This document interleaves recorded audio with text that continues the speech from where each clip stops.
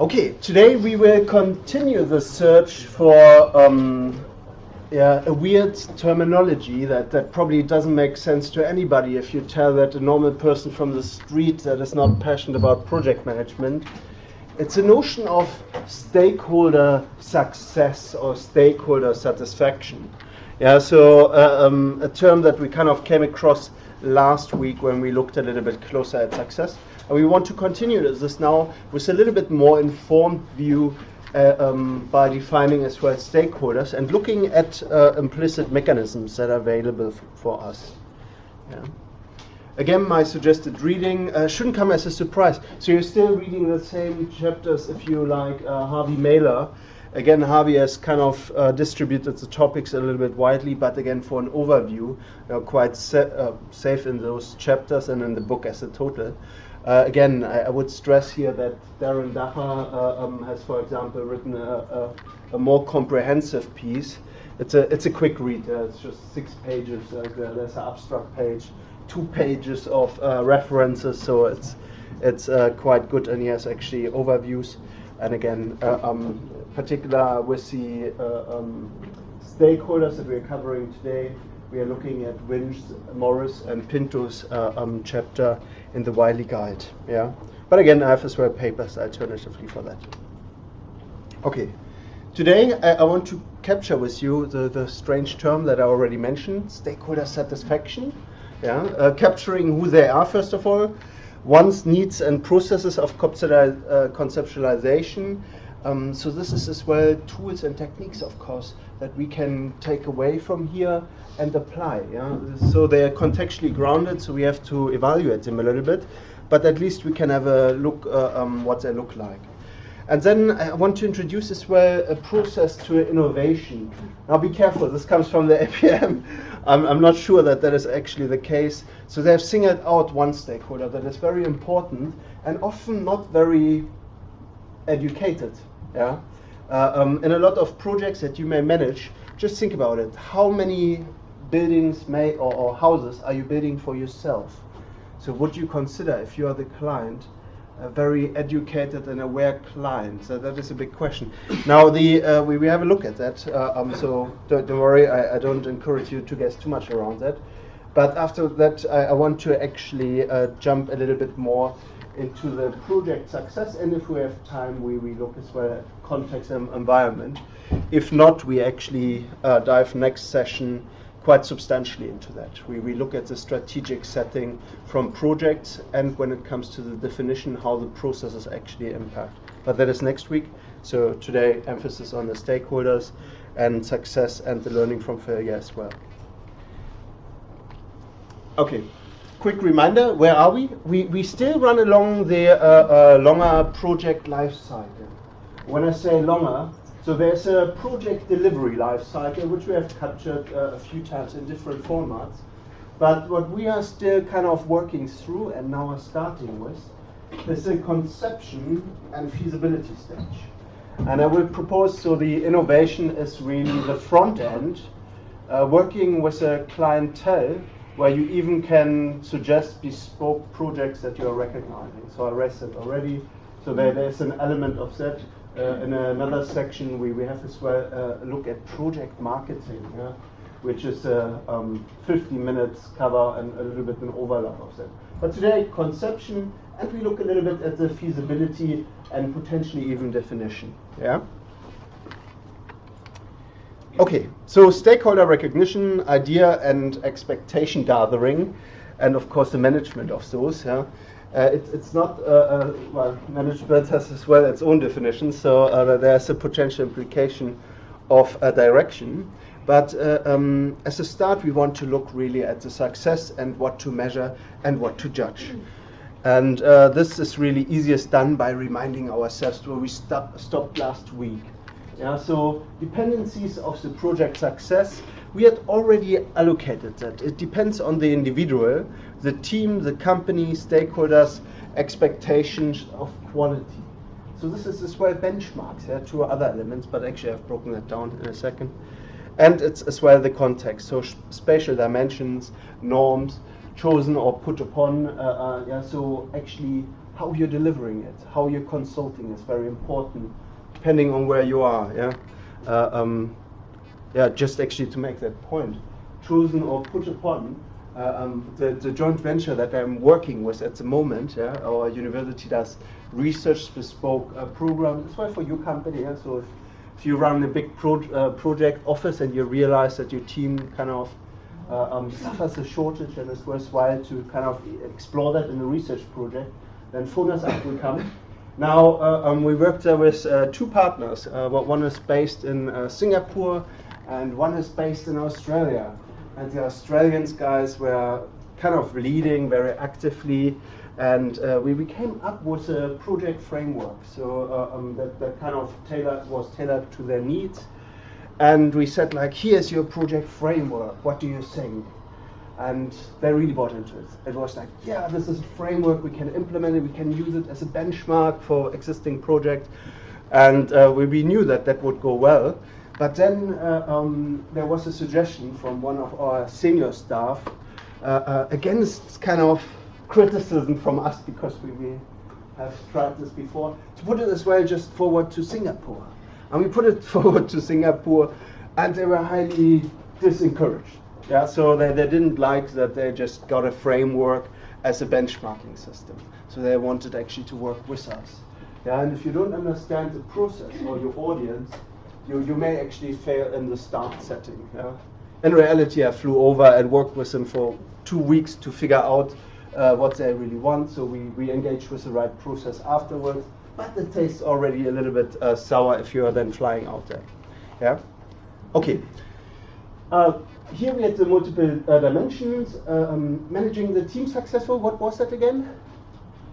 Who remembers? Which relationship are we talking about? If we are the project manager. Yeah, so we have achievement. Achievement can be the right term, but you have to break it down. Achievement of what? Managing the team successful. So achievement could be, yeah, if your team members all achieve their goals and, for example, get a promotion or the future job. Yeah. Yes, success is as well, right? Yeah, I was really here looking for the team interaction. Yeah, so this is measuring the success from you as a manager with your team.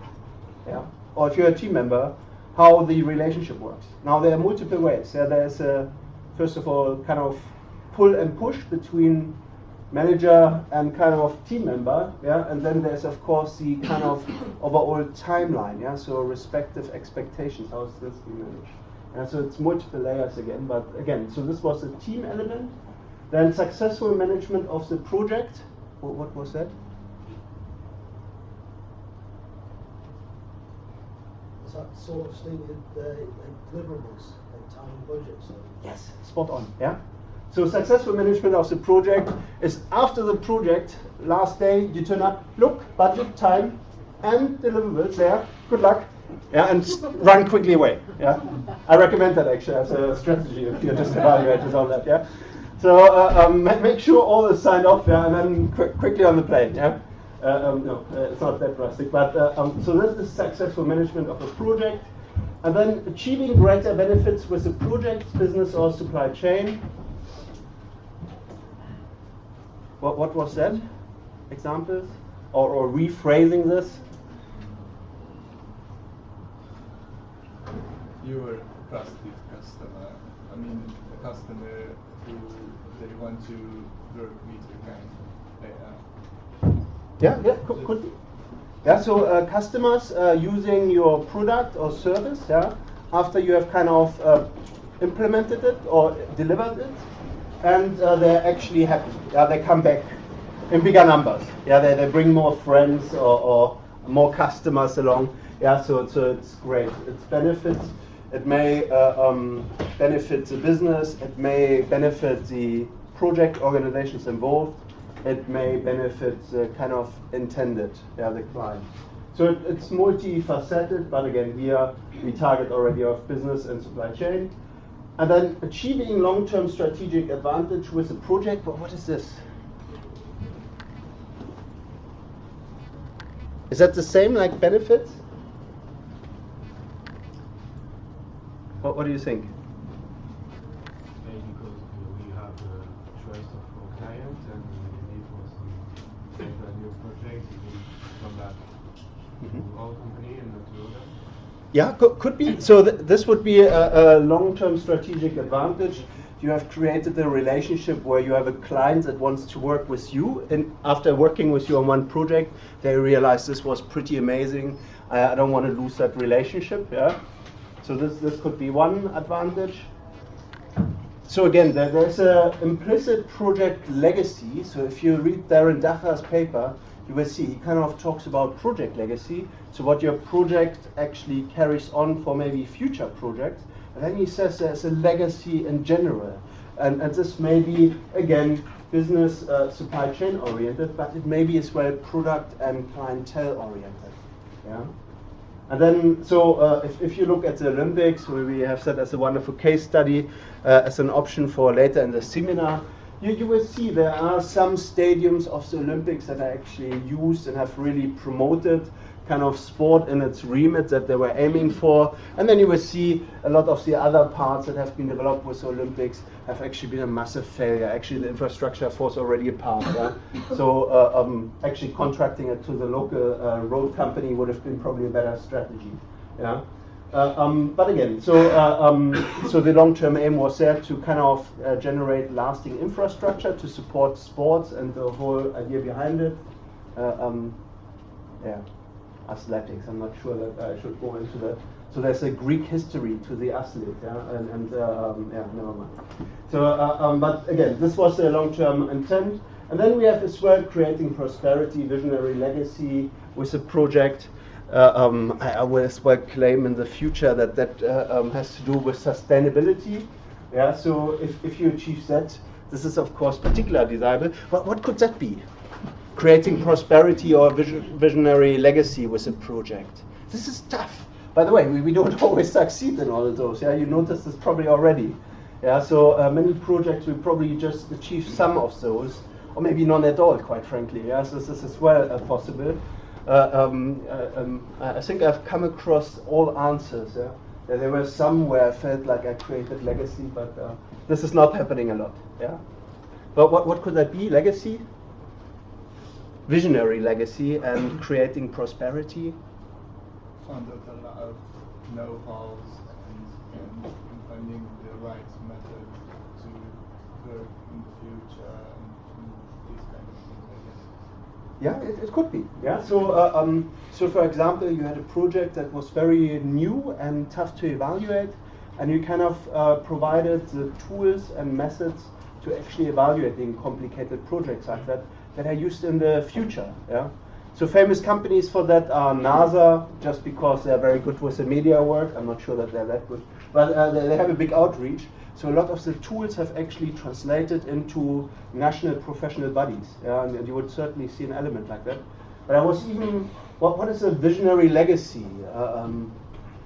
You can think even bigger if you want. The Olympics were supposed to get everyone playing more sports, being a lot more healthier, yeah, and just creating a much better country, but it's failed in that aspect.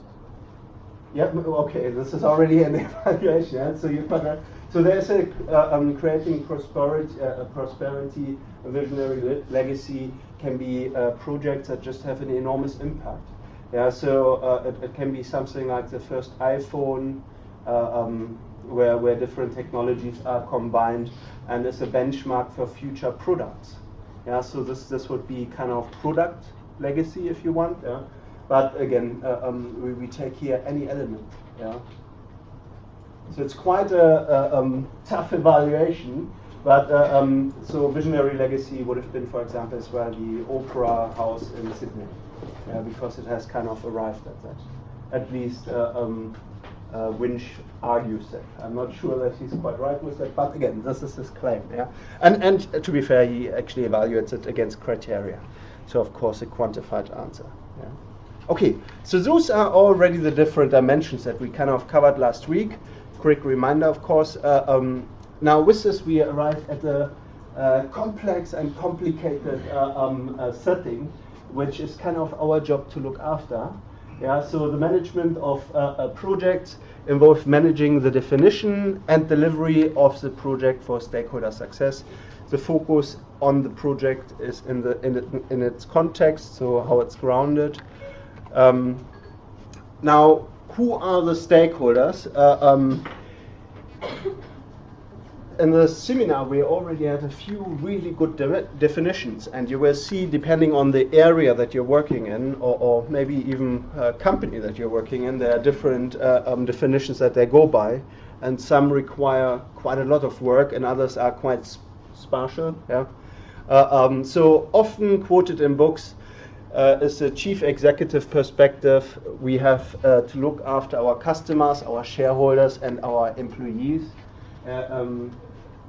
Now, actually, I should admit I'm a shareholder myself, and I'm always quite surprised by that. Yeah? If you run a company for somebody's personal gain, this is a bad idea, right? The company has its own vision and strategic intent, and maximizing profits on short term so you can pay out is often a killing sentence for any innovation or kind of natural development of the company. You're just squeezing it a certain way. But again, those are often our declared stakeholders, and they often have a powerful influence, but most shareholders, and you will see, unless they're majority shareholders or they're prime shareholders, yeah, they are all wonderful types of it, they are normally quite passive. They rock up maybe twice a year to the annual meeting, and as long as you're kind of convincing them that your projects run in order within the remits of risk and profitability, there's normally not too much worry. If you have great plans as well, then those guys are often as well a source for further funding. Yeah? So I too have seen myself that I was so convinced that I actually bought more shares, and in the company or so. Yeah. And of course our employees as well. So, but you can see this is quite internal focused, yeah, company internal, and then you have the customer as external. So I'm not sure that there's a good definition. So the major project association kind of started a conversation, and this was, I mean, that was really a dinner lecture that I attended. So a lot of the clients and chief executive felt that it's really difficult to quantify, but it's really down to the question of how much your organization is trying to achieve in understanding, predicting, and influencing what other people think and do.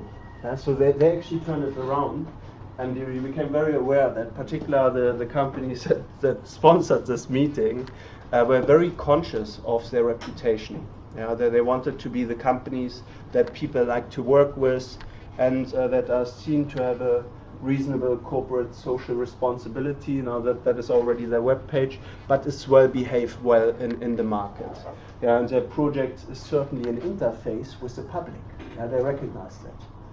But again, there was a certain cynicism in it, so there were as well a few banks represented. I won't name names, but they were actually like, it doesn't really matter, it's okay. Our shareholders look at the return on investment, so as long as we're good with this, we are all good. So again, you can see there's quite a divide. Now, if you look at the literature, and this is always worthwhile, that goes actually into project management, we have a different interface. We have the interface that looks actually at the operationalization, whereas those guys often see a project as kind of a tool that delivers something. So they look at it from the strategic emphasis. So hence this perspective is a little bit more remote, and we are quite close. So stakeholders are individuals or groups that have an interest or are affected by the project process or the outcome. So this can be project sponsors, clients, customer, project team, beneficiaries, and opponents.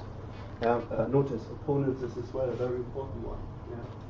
Again, keep in mind, those are categories.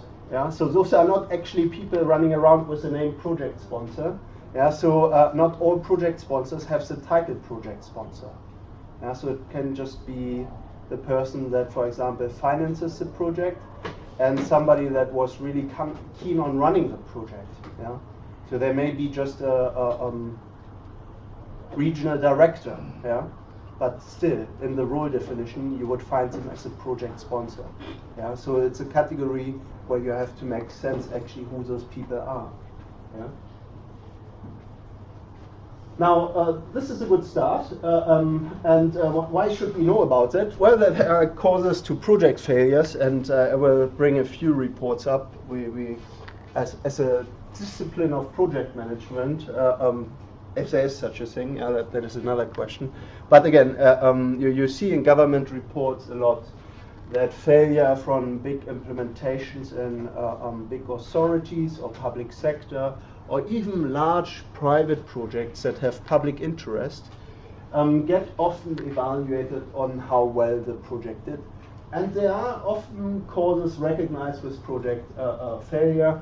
And what's not really surprising, if you think about it, the biggest is the human difficulties. Yeah?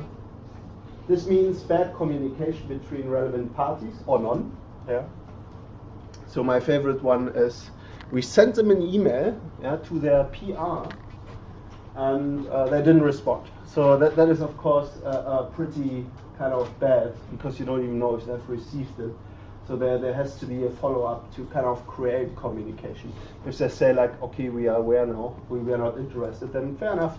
Check if they have become interested at some point, yeah, but then adjust your communication strategy. Lack of consensus is another one. Yeah, so that is my favorite one. So you wait with a agreed plan to the last day that you have set them as a deadline to complain, and then you just publish the last hour and see if anybody responds within the hour. And then you say like, nobody complained about the presented plan. Yeah? So again, here we are in the memoirs of Columbus. Yeah? I'm not joking. This is really the book where you can read about all the dodgy tricks operationally. Yeah? So yeah, Columbus did this too. Yeah? So lack of consensus is, of course, as well giving the right time to actually respond, and being prepared to refine, right? To take the kind of claims on board. If it's not achievable, then bring it back. So how could we do this? We don't have the resources. Do you know how we could find the resources? Yeah, so once you start actually a conversation, this is very powerful. But again, this emphasizes as well that you need a certain level of relationship, which you may or may not have through contractual relationships. Yeah. There's another level, of course, unclear objectives. Yeah. So particularly at the beginning, it's often quite ambiguous. There are no clear objectives that you can target as. So if you're talking about the tree, this is a famous metaphor. Everybody thinks of their own tree. Yeah, and if we go around, there's a lot of interpretation of tree, but not necessarily what you are after. Yeah, if you are after wood, then you have probably missed half of the audience. Yeah, we all associate different things with tree. Yeah, so it needs to be refined, and you have to engage in a meaningful conversation. And insufficient senior management, stakeholder support. Yeah, my favorite.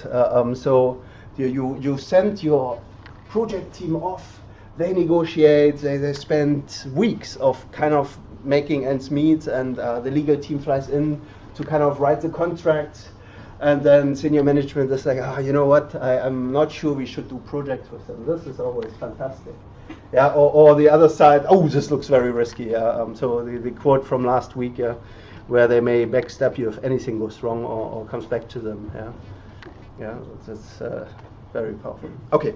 So here, stakeholders, most projects are implemented by people, and when people become involved, perception, communication, agenda, yeah, so they're what they want out maybe, power, and a whole raft of similar issues come into play and begin to change the design, the regularity, and the control intent of the managers. Yeah. Now that is, of course, a little bit worrying. So we have to kind of be prepared to engage in the process, to actually have a good awareness and be as well able to respond and achieve what success may look like. Yeah. Now to identify, here was a summary from Ben Fluberg. who kind of wrote this for the World Bank as a guide to becoming more aware of stakeholders, because particularly the developing or projects in developing countries, I'm not sure that they're always developing with the project, had a particular bad track record. So he broke it down into a raft of questions that allowed like a different perspective as well on them. Now this was just for the risk log, yeah, but that was the best list that I actually found in that regard. Now the stakeholder identification is not really so much about having difficulty identifying the relevant groups, but about deciding upon a hierarchy and drawing a line. So you will see in many projects, depending on the style, you have groups that are very interested and they engage with you. So let's have a look at some. So one of my MSc students, she is very much interested in the emergence of nature resorts that are new in the UK. Yeah, so this is like very close often to local communities. So if you live in a nice neighborhood, yeah, you have a maybe lovely beach or nice forest or a hill with a nice river, something very natural, then for me, yeah, as a developer, it's very beautiful to put a few estates around so that I can sell maybe this estate with a beautiful view on that. But you as a neighbor, maybe walking, living close by, you may feel like, hey, wait a minute, this is actually quite exceptional, and you may have a case, you may find out that the ecological environment around you is very unique. So you may want to preserve that. Yeah? So we saw there a lot of engagement with conservation. Do I say it right? Conservation. Yeah, conservation organization. And they had not so much the problem of engaging enough people, but they didn't have really representing voice. So what they ended up with, they had something like, I don't know, 1,000 something individual voices, and then a lot of companies became interested too, because they felt threatened in their business models. They realized actually they are kind of creating here a new barrier. So it became quite political. So as the government would do, they kind of encouraged the groupings to form a representing organization. So they did actually. So they had an activist group and an activist speaker. So this is one way of doing it. But this is quite top down. So there are different approaches. The practical one that I have listed here, there are many more, is to divide it in a core team. So key for sourcing expectations, then core externals, key for success, but maybe passive, and then the rest that you identify, so worthwhile to inform due to public announcement. And again, here I took, so once to come back, what is intent? So we have to first measure the success. This slide should be one later. I just jumped forward and back, so okay. So, I've really swapped the slides. Okay, this is bad. So just to bring it forward, let's jump to that actually. I wanted to show you what that may look like.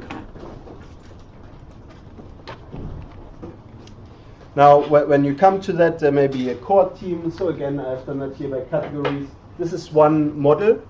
Yeah, so here you may have the project manager, planner, business analyst, programmer, scheduler.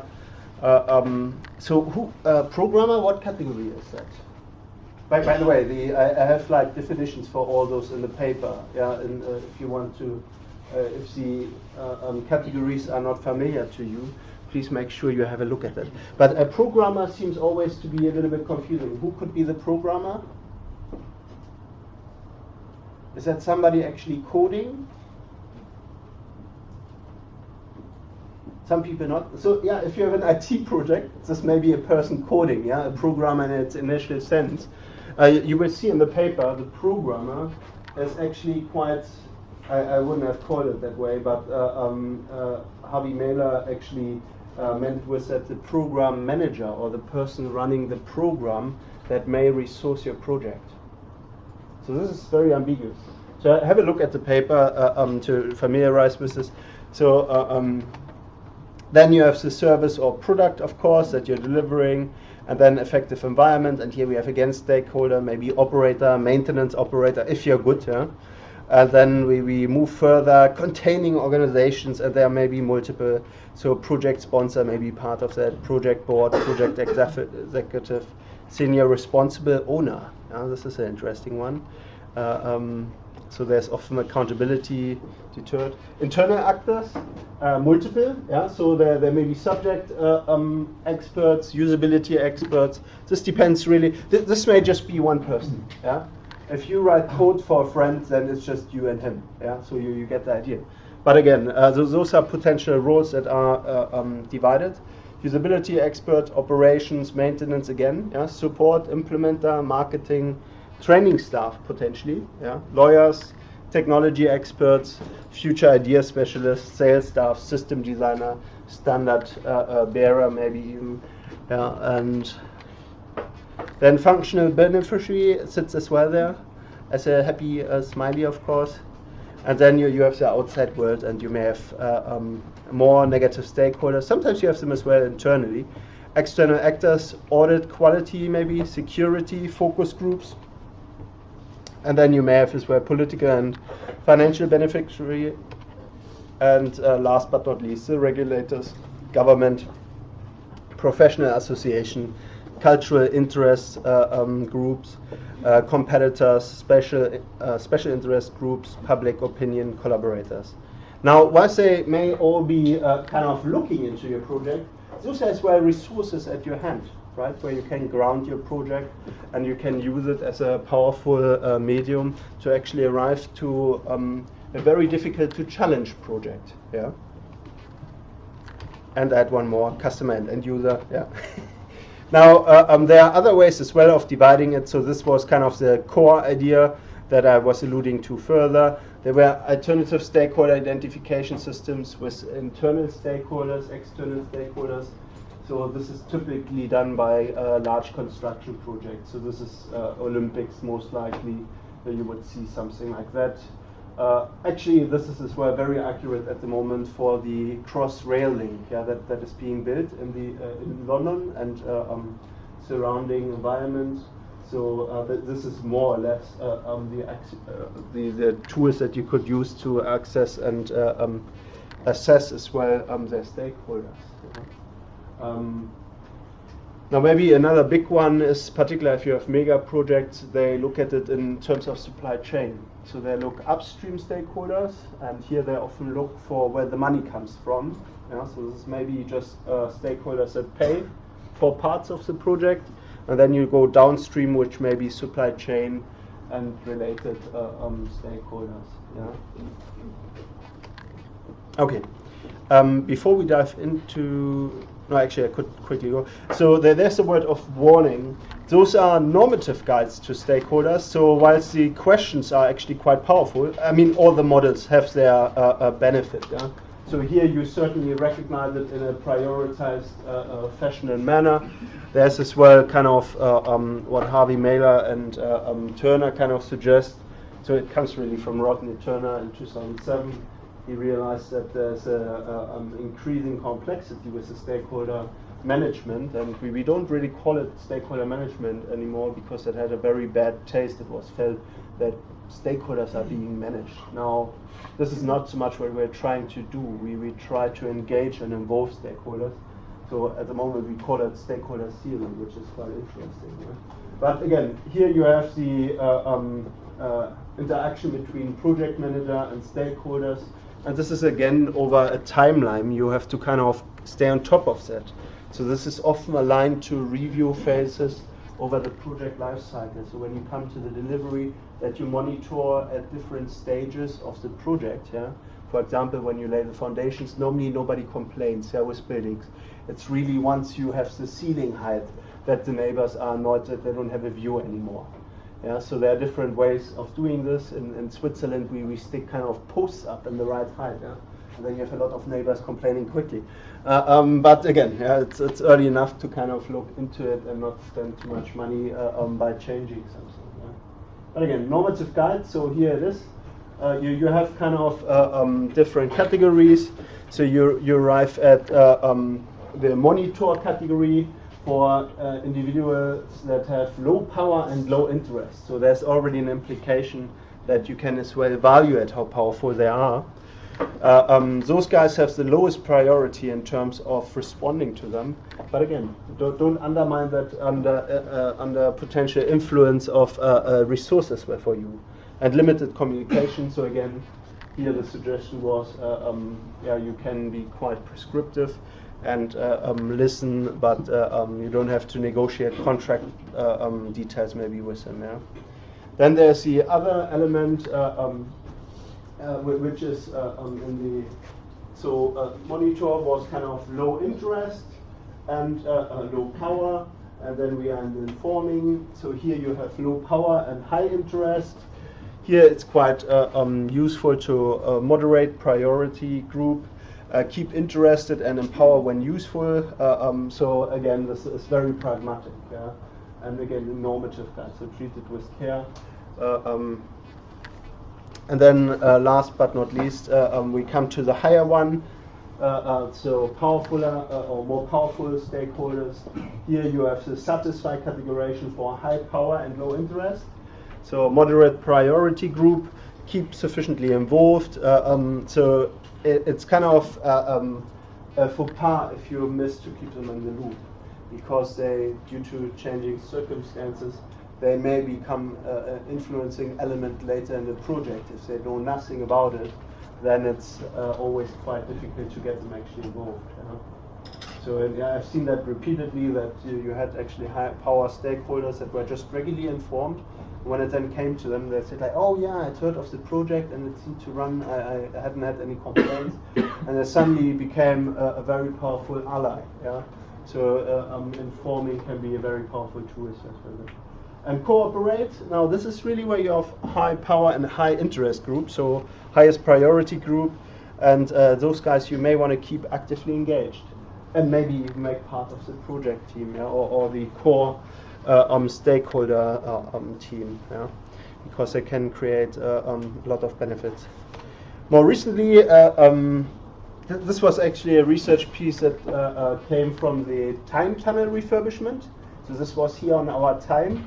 There was a French company, Bouygues. They build segments, in segments, the new time tunnel. So if you want to have a look, get into a car, drive through it. It's expensive, so, and they want coins. So it's not. I don't understand why the wave and pay with a credit card doesn't yet work, but that's an entire different issue. So you can drive through it and you can see it. It's a wonderful tunnel. And there we noticed that there was another level of functional approach and had not so much to do with power, but it became more a question of how active the stakeholder groups are willing to become. And we kind of came up, but this was really with the management team and some local interest groups. So we had as well, the Newcastle University was very active. Now they were actually ready to sabotage the tunnel. They said like, no, there's too much settlement of poisoning metals in the soil of the river. If you dig into it, it will poison the whole population. Our salmon will not go up the river anymore. And the wonderful seals that swim occasionally up the river, they will have lead poisoning. We cannot do this. Yeah? And they actually put in a notion with a regional council. They had a development agency that looked after this. And they said like, hey, wait a minute. Can we not monitor that and prevent that? You are a university. You should be able to do that. And they realized, oh yeah, there are other departments. Yeah, true. They can do that. So then they weren't actually sabotaging. They got a bonus. Actually, the other department, the guys that recognized it were just measuring. So they were not the happiest bunnies, as my colleague pointed out. But still, they were measuring. They got some research out of it. So they went from sabotage to kind of compliance and measured along. And they had more measuring points as suggested. So this was very, very detailed research. And the quick finding was that during the tunnel building, there was no sediment of any poisoning. But what was interesting is we had a burning of a scrapyard. Now that scrapyard burning was monitored very accurately, and they were poisoning rubber parts in the river for some time, but because it's a tight river, directly it washed out into tides and could not be registered anymore. Yeah, so we had a lot of additional insight, and we noticed that the salmon population is growing, so there's a lot of additional information. Yeah, but again, this is maybe another dimension that you want to look at. Yeah. Okay. Now back to my. This is active lecture slide surfing. Yeah, it's a bonus. Okay, here we are. Now, once you have established them, there is, of course, a question of how can you actually measure success, and it was kind of a setup to revisit a little bit the success question, yeah? So making success concrete, now you already heard involving stakeholders can be good. David is actually, I think he's now in Australia. He has fought with this topic for quite some time. So he's a huge fan of projects, and he said that this is just a crazy intent. Yeah, it can't really be done, and if carried out, what purpose does it serve? Now, 12 years later, 2000, we had that already as a kind of desire, and 2010 we have operationalized that. Yeah, so we have come a long way. Now, how do we do it? We plan, we manage, and deliver success. So again, it's still abstract, project on time and within budget, audit, maybe quality scope, standard compliance. Again, I pointed out quality, although we will cover it, we'll give you the kind of key ideas how you get them. Quality is nowadays not really a part of the negotiation anymore. It's more a question of standard compliance. So you have quality standards, okay, are you complying? That's it. If you have specific requirements, you do it a bespoke project, right? So they are success criteria. They are not quality anymore. Okay, so I showed you last week as well one alternative. So making success concrete. So why not actually put it back on the customer? So you do it, you try it out, and if the customer buys it, you have jumped the whole success game anyway. Yeah, so as long as you're selling it, you're clearly successful. At least if you look at the legal requirements, yeah, as long as you have a return on your investment, yeah, and you're not drawing minus, then there will be nobody closing your company down, yeah, or your project organization. Yeah. And then you can still raise maybe resources with crowdfunding, alternative methods, yeah, or you can go with one of the big manufacturers as well, a possibility. Yeah. So there's certainly a shortcut. Another one, and this is generating innovation, and I should really say it as part of the stakeholder theory. This is a hot topic. So it's a client education. So, and the idea is it's a process that enables innovation and kind of jumps points of clients and company owners or people that may contract you or are working with you. They often have a very good understanding of their products, but what they may not be aware is the right processes to kind of diversify. Now, this is actually quite difficult. And you will see they work often with consultancies or try to kind of create the capacity internally, but again, this is very difficult. So the process that enables innovation on client education, and there's as well a good book that comes with this, is kind of the information, speculation, evaluation, development, and presentation process. So this was kind of, this is now 1 year old, so it's still quite new. So again, at the beginning is the stakeholder recognition, which we had.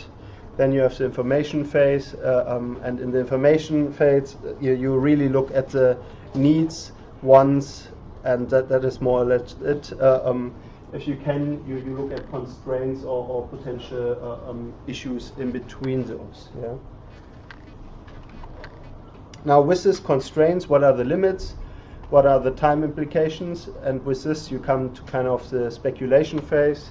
So, most powerful in workshop with stakeholders. So here you're actually trying to get the stakeholders involved. You probably had that already. Here, brainstorming, we did this through sessions. Gordon techniques, so this is kind of synthetics. Here you will see Delphi is another one, fishbone diagram. So there are quite a few. I have as well, here you will see in the reading, there's a longer list to this. Those are the kind of speculative tools where you can start refining of what you're actually after. Yeah. But keep in mind, it's speculation. Yeah. Then you come to the evaluation phase. So here you want to examine the ideas. So if you use something like brainstorming, you may have very strange stuff generated. Yeah? This needs now, of course, refining and adapting in a useful way. Yeah? So sometimes crazy ideas can be actually implementable. Yeah? So again, examine the ideas from speculation phase. And for brainstorming was the example that we had. So you may have a single learning loop where you are familiar with the parts that are involved, but you may have something completely different. You have a solution where you don't really know the parts, but the outcome is achieved too. So maybe the second loop is actually the better one. Yeah? So again, have a look as well at the double learning loop. So this is kind of described in this section. Yeah? Compare and contrast, of course, best ideas. And then research targets, what do you try to achieve? You can use as well tools like value management. So be again aware. So if you work with people that are focused on finance, value is often interpreted as costing. Yeah? This is not the same thing necessarily what value management is about. Other quality related assurance loops may be as well employed. Again, I have a few more examples in the reading. Yeah. Now, with the development phase, you have considered the accepted ideas, expert views maybe, expert views, and as well kind of your team views. So sometimes this loops actually out of the core area of the company. So then you can think as well about a one-stop shop. So maybe provide the surrounding company environment to deliver this, yeah, or the subcontractor environment. Develop, design, brief, and plan, if you plan. Yeah. Then resource proposal, and then you are more or less there. Then you come to the presentation phase. So bring ideas back to core stakeholders. By the way, this is quite a challenge. They're often not necessarily in the full flow with the idea generation and how that turned out. So be aware as well, diplomacy is needed. And that is more or less it. Yeah, you will see I have as well more practical guides what questions are good and how you can coin it back. So it's more a question: are those ideas actually generating what you're doing? And you don't just want a yes or no. You want to go through it and see if there are maybe elements that needs altering. Yeah. Okay, so this is a more recent one. The traditional ones are kind of project success criteria, and this is something that we use in the UK a lot. So, the colleague that does a lot in Cranfield and has worked a little bit with the Ministry of Defense. So we like that. I say already. In the projects that I worked with the Ministry of Defense, we use that a lot. So project success criteria. There are other terminologies. Any other short for project success criteria? Has anybody heard any other terminologies? How do you define what you're delivering? How do you do that? In the business case, like you do in the business case. Yeah. Okay. So this is another process step. Yeah, you're right. But here we are looking actually quite concrete in how we are actually defining success. So when we come to the project definition stage, how can we actually write down what success means?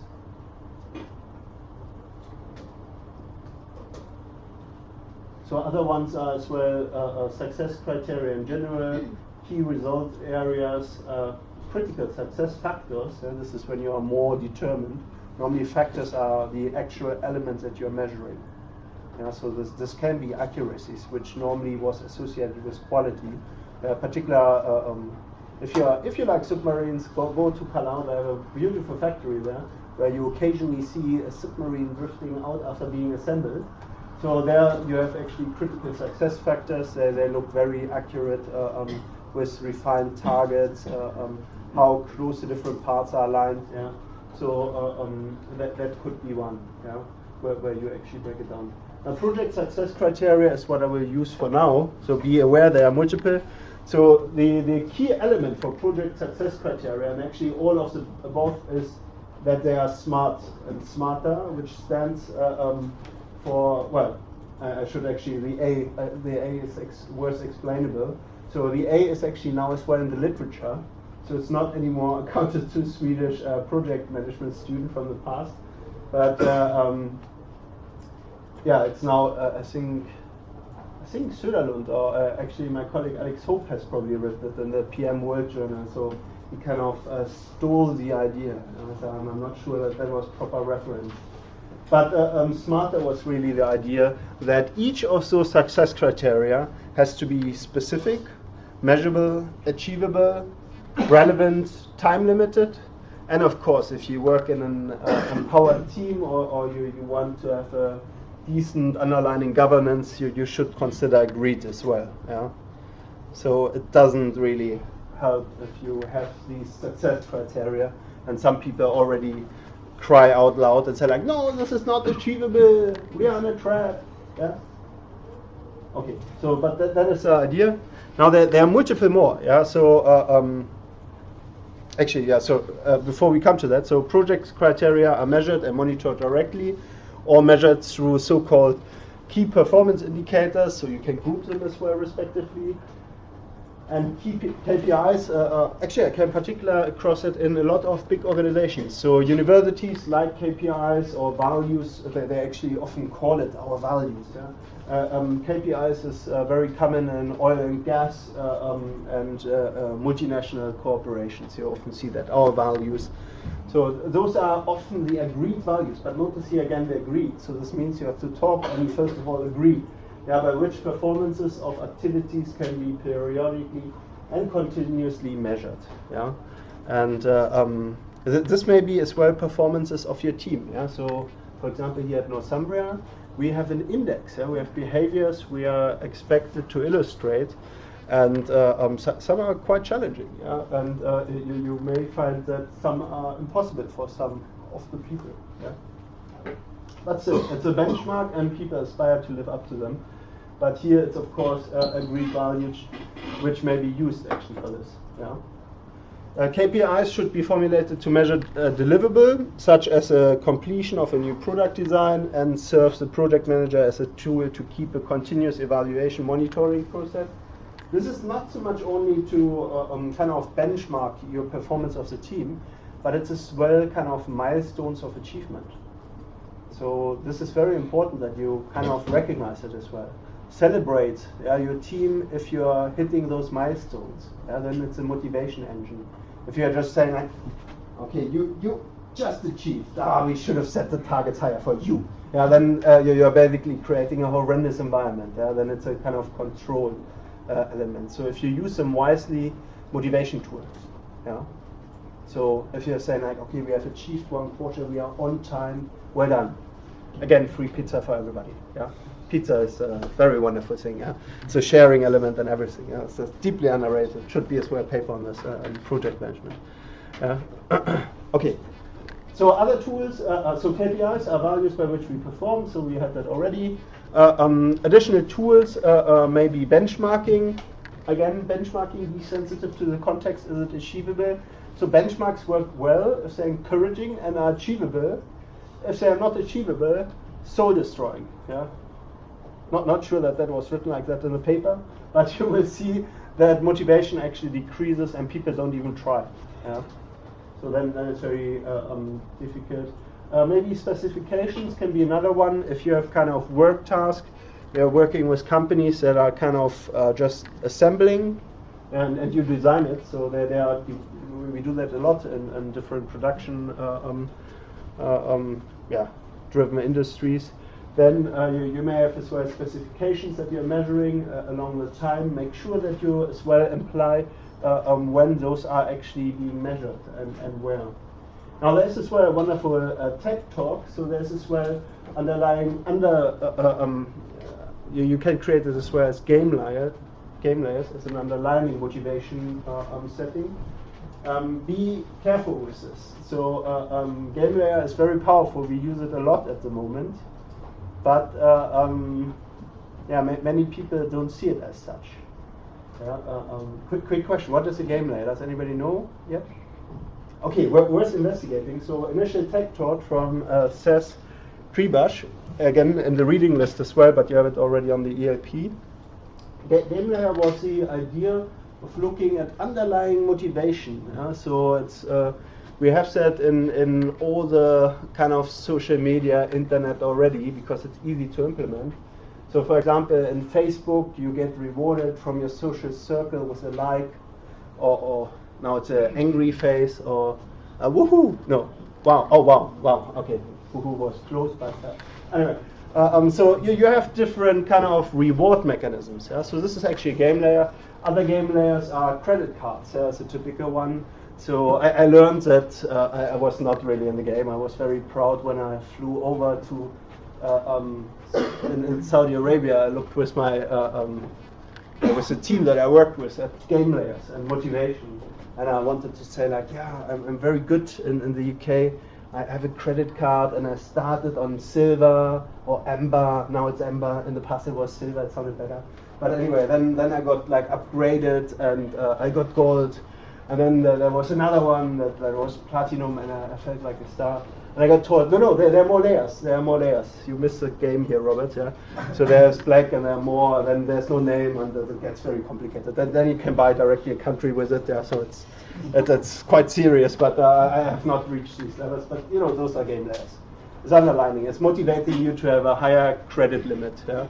It doesn't really matter how much you have, but it's your potential credit limit. Yeah. So this is incentivized. And respectively as well, you could have the same here. We reward you with marks. Yeah. Again, the question here, what we are emphasizing. So in my module, we're emphasizing group work. Yeah. So you have to work together. You get a good mark for that. And other assessments, actually as well, my assessment, you have to do as well an individual piece. So this is you're working for yourself. And again, you get rewarded. Yeah. If you're doing well, you get 100 out of 100. If you're not doing so well, then not, and respectively you get a certificate that says so. Those are actually game layers. Yeah, it's a motivation tool. Yeah. Now there are more. Have a look at the actual video. Now there's a problem with this, and it comes to realizing how powerful this is. And I'm borrowing here from the guys from CERN. So this is the Large Hadron Collider. It's a in a nutshell, it's an aluminium kind of tube that you use to kind of shoot. Aluminium tube with very high, very powerful magnets to simplify. Yeah? And you shoot very little around in the circle and see what happens if this collides. So this is why it's called Large Hadron Collider. It's run by the European Organization for Nuclear Research. It's does anybody know the French name? No, yeah. How is the full name? Does anybody know? Yeah.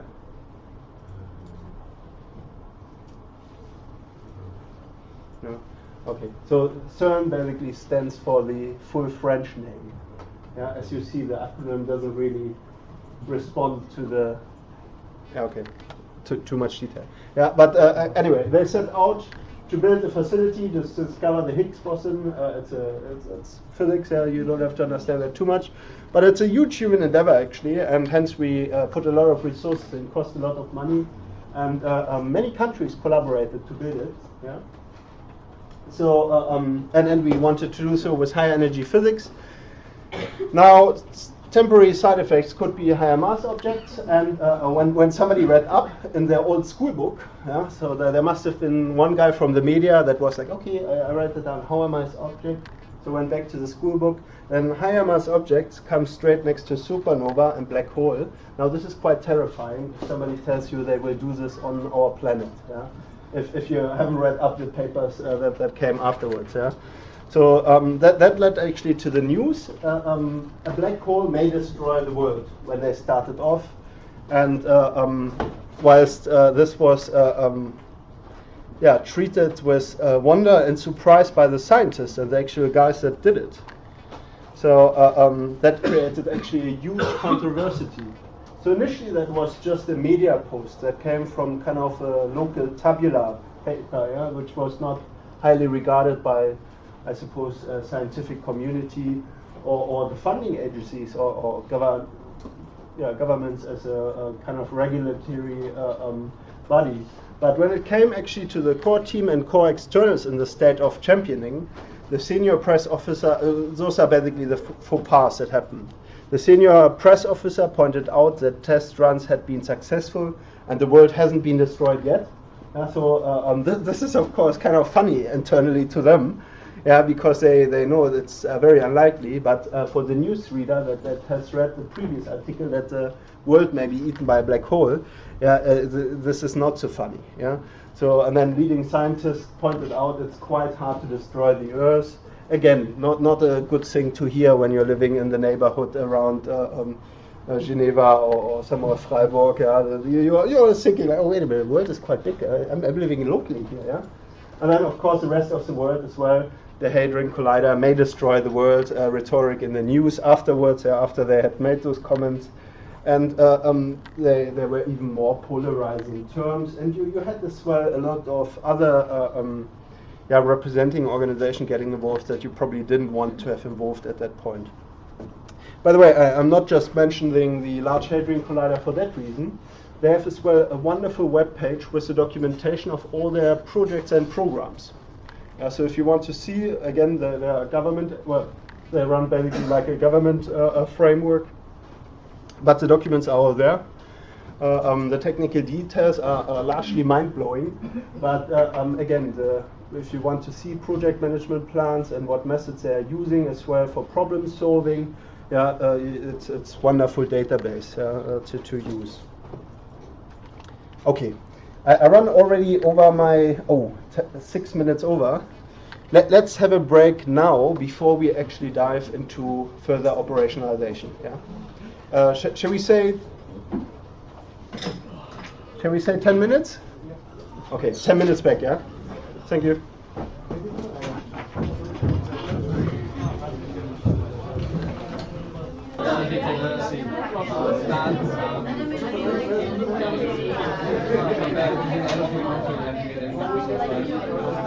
Okay, let's get started again. Oh, where's the slide?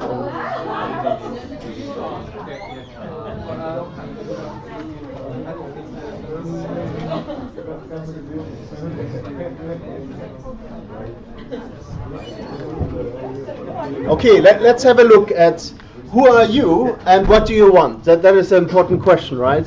So stakeholder recognition, we had that already. Idea, expectation gathering, and then of course the management of it.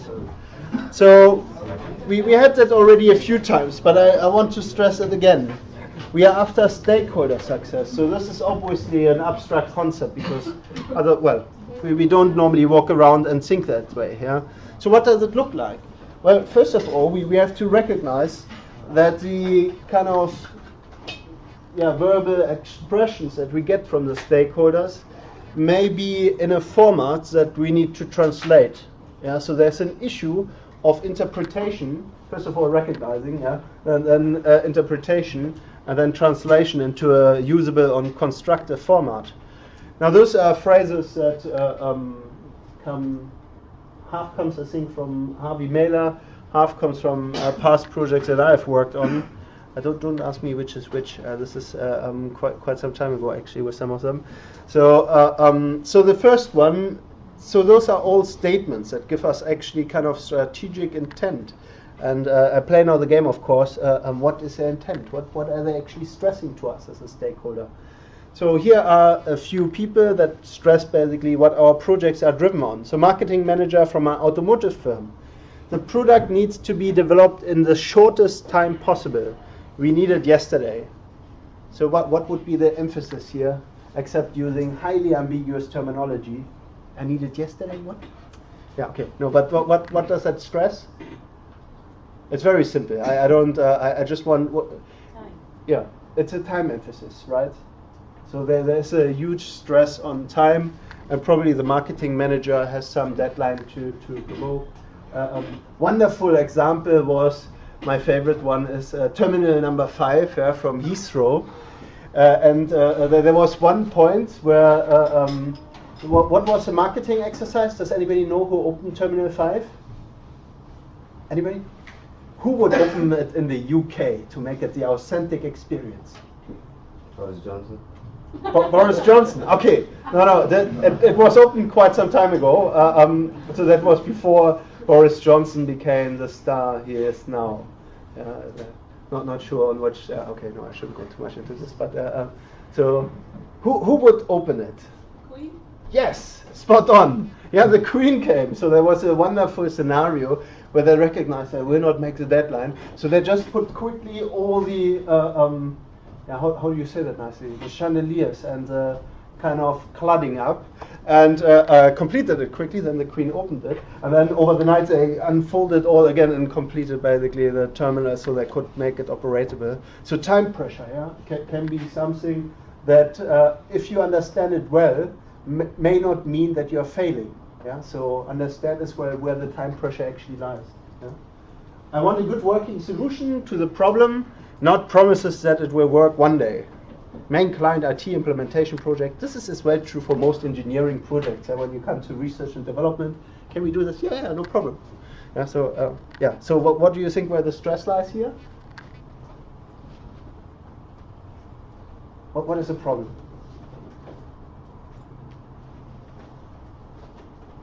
I want a good working solution to the problem, not promises that it will work one day. Scope, function, outcome.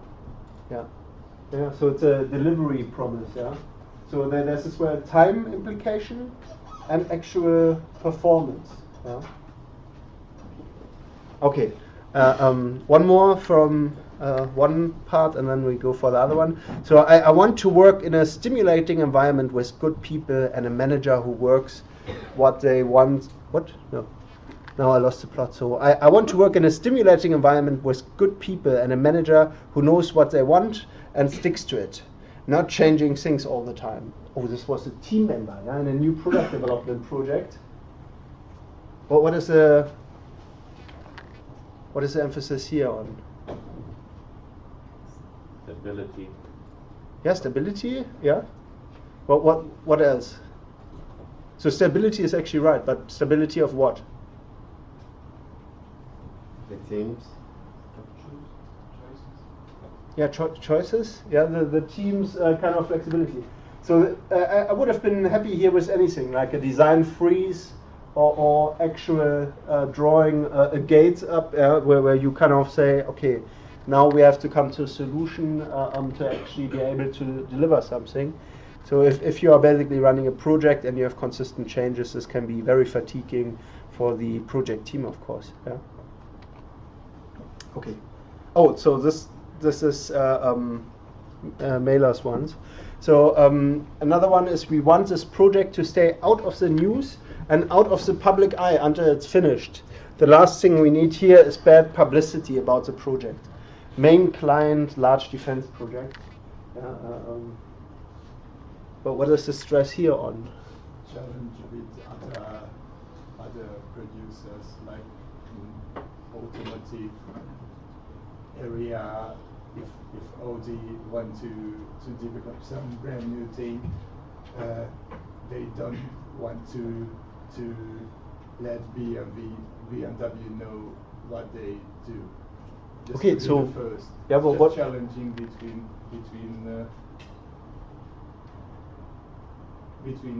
other similar companies.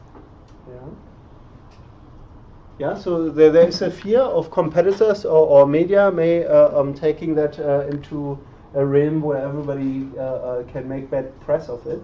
But what is the emphasis based here on as a project? What do you have to watch out for? Yeah? Security, that no news goes outside, that your IT is safe, like that, like everyone gets like the lessons, like don't talk to anyone if anyone talks, and just like in defense companies, and this project is quite no one of them wants to be in the news at all. Yeah, so there's a communication and information strategy implicit. How would we maybe see that as well with the previous slides that we had already? Yeah, it's only internal communication, no external. And Yeah. they want to keep the project secret until it is delivered. Yeah. There is implicit as well an internal stakeholder bottom line. Yeah? So you're trying to manage here communication and reputation. Yeah? So media matter then a lot. Internal media to the project as well as external media. Interfaces. Yeah? So famous topics are security and information related agendas basically. Yeah? Okay, another one. We want this project to be seen as a success in years to come. It's a project manager, firm relocation project. So about long-term benefits. Legacy. Yeah. Long-term benefits, yeah, and maybe even legacy, yeah.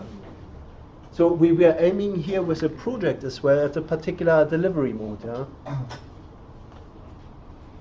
And then last one, I'm prepared to make a certain level of investment, but when the project team have spent that, there's no more. We will cancel the project. And this was a project sponsor, new business group. Well, what is the emphasis here on? Budget.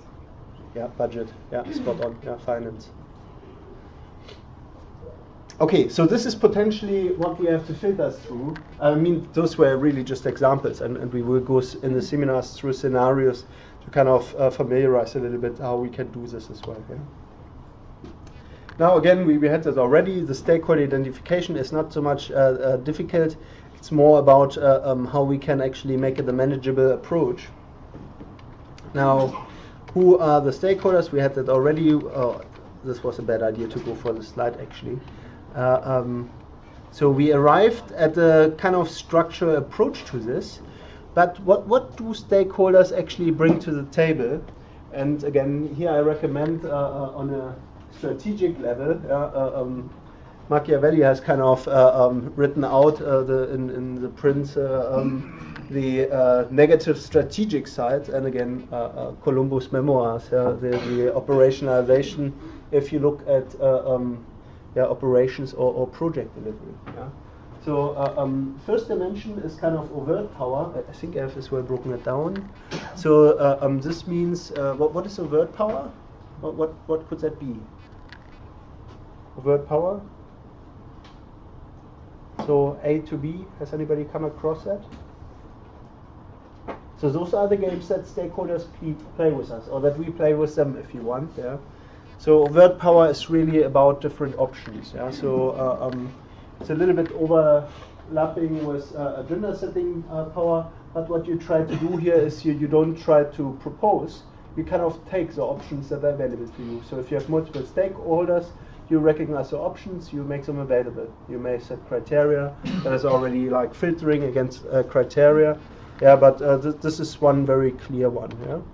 Then another one is agenda setting power. This is already implicit. So if you have overt power, you have many options that you have kind of discovered the option, and you say, oh, but number 3 doesn't really meet our criteria. Yeah, then you can use it as an exclusive tool, or you can set as well a different agenda. You can say only 3 works for us. Yeah, again, if you're proposing, you're framing the conversation, and this we have a look at that as well when we come to communication. Yeah, and third dimension is hegemonic power. Yeah, hegemony. It's you are basically the decision maker.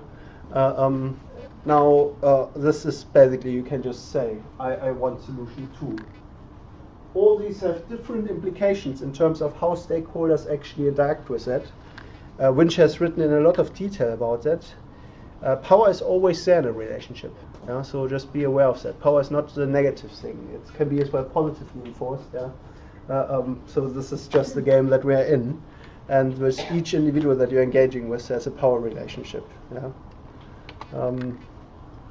Now, if you look at the word power, it can be kind of distributed. Physical power is the last thing, probably the last resort, so you should really try to think of it the other way around.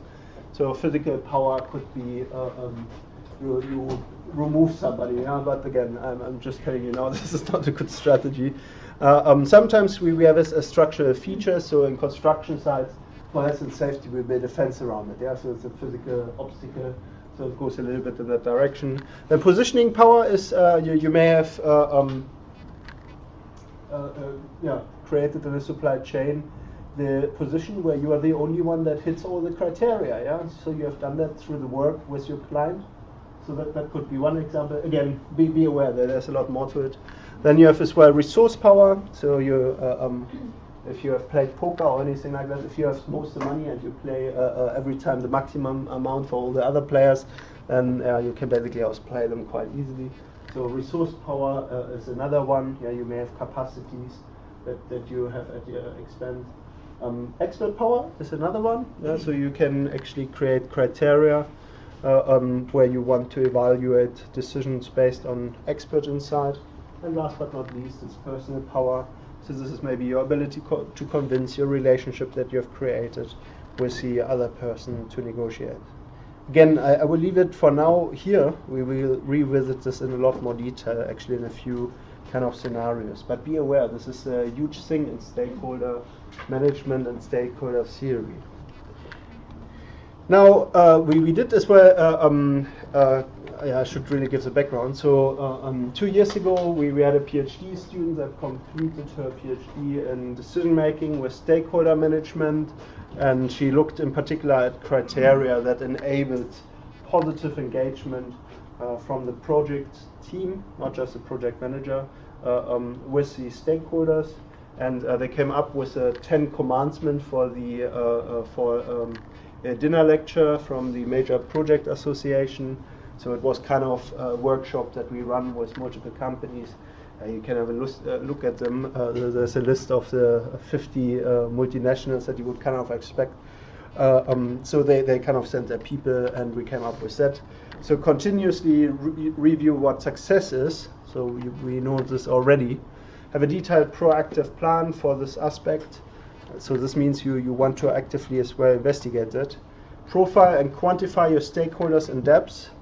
This sounds quite harsh, but yeah. Consult early and overtly, and listen. So this comes up again. So listening is as well asking the question, so you're sure that you can repeat it in your own words and the person has understood it.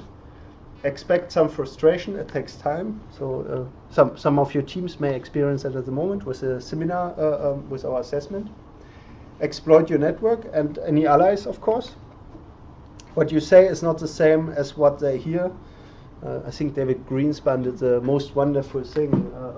He actually kind of operationalized that a stage further, and have it in the communication in a lot of detail. So that will be fun to revisit.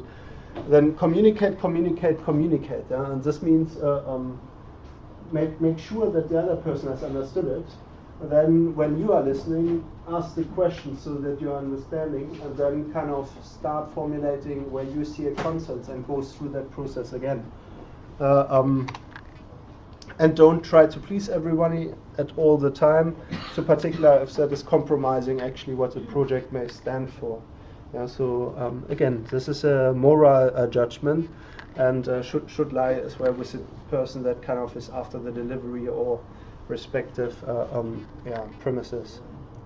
Don't lose your sense of humor. So this is a very important one. They are only humans, and I found it really funny. So I didn't rephrase that. I thought they would say we are all humans. They actually came up with they are humans. Yeah? So there's a lot to be learned here. So certainly from that group that we had the dinner lecture with. So but yeah, there you go.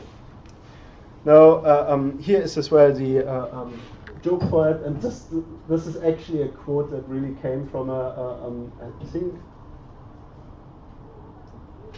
project finance. I've written this. Yeah, so so this is not always the favorite choice if you talk to the investors or maybe project sponsors, but here it is. Normally stakeholders have a temperament and character trait too. So no reason to adopt the temperament of A. Ross Goodby, 2003 project financer and experienced fund manager. So he was clearly not too keen. He likes to do the deals up front and then the projects kind of do their thing and we evaluate afterwards. So the only good stakeholder that I can recall is Professor Van Helsing and the Hammer horror films who would drive a stake into the vampire's heart. Yeah. So again, don't take that too literal. This is a little bit humor. Yeah. So on the human side, so when we come actually to the human element, people are much less predictable and their behavior is much more complicated than any of the other aspects of a project with which managers become involved. But it is of fundamental importance to try to understand why people might support or oppose the initiatives. Yeah, so there's this, and we come to that later, not everybody is rational. Most people have an emotional attachment or maybe belong to a group, yeah, or think that there should be some form of development. So this is a very strong driving underlying mechanisms. Yeah. To understand people, it is to have some ability to control their actions. Stakeholder management is not about trying to make everybody happy, but about concentrating on those people who are in the position to influence a successful outcome of a project. So it's a targeted approach. Be aware of that. This is sometimes heartbreaking, and it's up to you as well to maybe make it more open, if you feel that this is not right. But there's certainly in the theory an implication for targeting. Yeah. Now there's a funny element as well. Just be aware that it's maybe not that linear, but there's a element of that that you may recognize.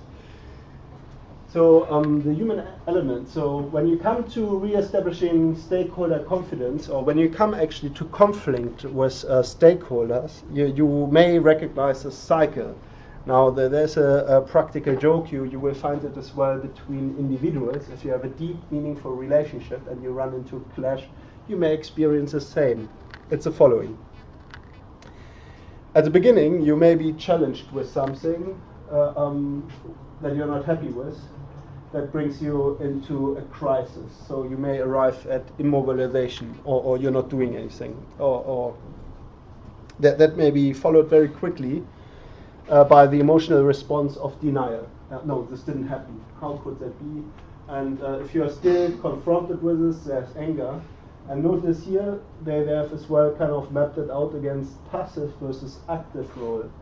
So once people are angry, they may become as well active. Yeah?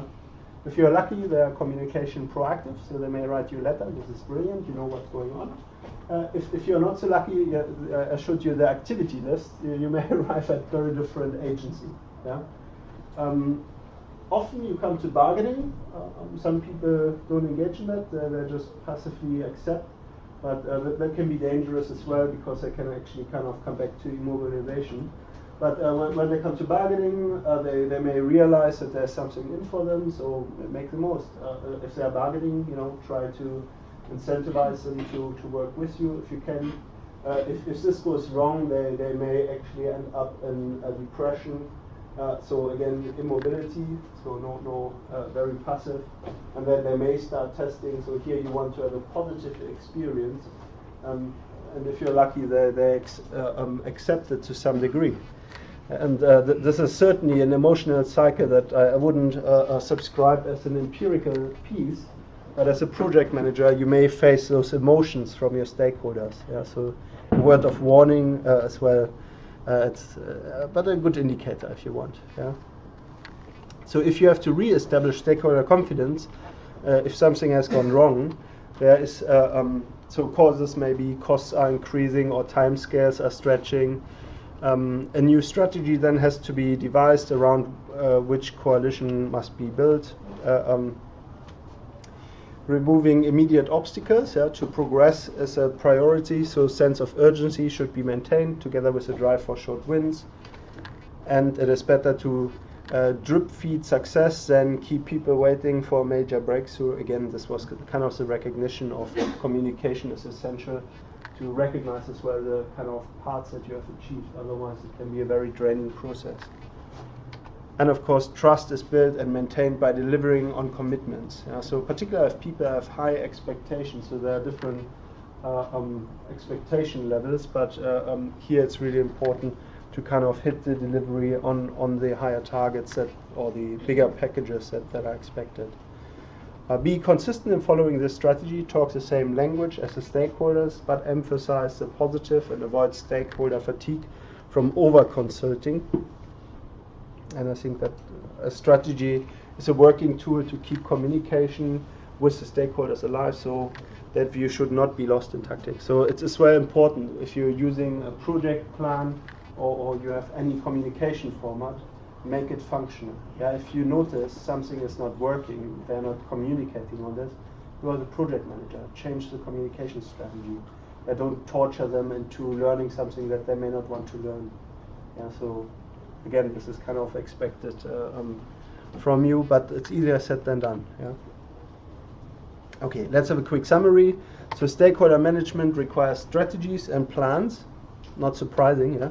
Identify and assess the relative influence of key stakeholders and classify the stakeholders by type and location and create a strategy for each set. Concentrate on those stakeholders who could most influence the outcome of the project. Involve suppliers early on the project life cycle. Try to understand why the people might support or oppose the project. Train project leaders in stakeholder management. Yeah, so you have now the luck of trying a lot out, yeah, in a simulative environment. But it's as well important that you share that with your team. It's very bad if your team believes as well that as long as we have it in the plan and show nobody and submit it and then it's accepted, then you of course are still in a vicious cycle. Yeah? And disseminate information at the right place and the right time over the whole life of the project. And be transparent, allow the maximum amount of knowledge in the consultation process. So particularly at the front end, you really want to capture what's kind of expected if you want to have a fair chance. And constantly communicate. This doesn't mean bombard everybody, but functionally use the communication means that you have so that everybody can actually be involved to the degree that they are comfortable with. Yeah. And be sensitive on the outlook for stakeholder fatigue. I think I have one more. No, that's it. Okay, we leave it with that. Any questions? Okay, this was quite a run. We have to make some sense in the seminars with that as well and see what that actually means for us. So we have a look at a few scenarios. Having said that, this is happening next week. So this week we have the prototype review session, and we have a look at relationship building. Yeah, and some strange psychometrics that we have to get our head around. Okay, thank you very much. I'll see you in the seminars.